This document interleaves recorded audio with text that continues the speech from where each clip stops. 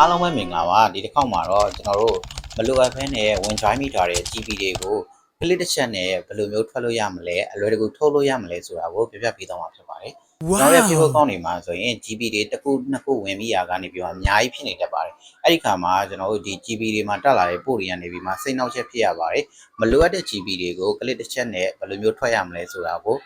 ဒီဗီဒီယိုမှာပြပြပေးမှာဖြစ်ပါတယ်ဆိုတော့ကျွန်တော်လည်း live ပြီးတော့လုပ်ကြည့်လိုက်လို့ရပါတယ်ကိုယ့်ရဲ့ Facebook ကောင်းမှာ GB တွေအများကြီးဖြစ်နေတယ်ဆိုရင်မလိုအပ်တဲ့ GB တွေကနေပြီးပါထွက်ဖို့ဒီကနေပဲကျွန်တော်ကိုယ်တိုင်အကြံပြုပါတယ်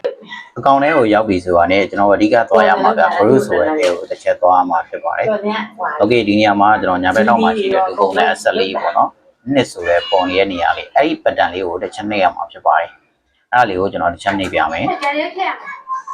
ပြီးသွားပြီဆိုရင်ကျွန်တော် group setting တွေကိုတန်းရောက်လာမှာဖြစ်ပါတယ်နောက်ဆုံး membership ဆိုတာလေးကိုတစ်ချက်နှိပ်ပြီးတော့ကျွန်တော်တို့ဒီမှာဝင်ထားတဲ့ GB တွေအများကြီးရှိတယ်ပါအဲ့ဒီ GB တွေကနေပြီးမှကိုယ့်အတွက်အသုံးမဝင်တဲ့ GB တွေကိုညာဘက်တော့မှာရှိတဲ့ lead ဆိုတဲ့ခလုတ်လေးကိုနှိပ်ပြီးတော့ထွက်သွားလို့ရပါတယ်ဒါကတော့ကျွန်တော်အရင်တော့လိုမျိုး group တွေကနေထွက်မယ်ဆိုရင် group တွေထိဝင်ပြီးတော့သင်ချင်းတွေလုံးဆရာမလိုဘဲနဲ့ပေါ့နော်ညာဘက်တော့မှာရှိတဲ့ lead တစ်ခုချင်းတွေနှိပ်ပြီးတော့ကိုထွက်ချင်တဲ့ GB တွေကနေပြီးမှတစ်ခါတည်းတိုက်ထွက်သွားလို့ရမှာပဲဖြစ်ပါတယ်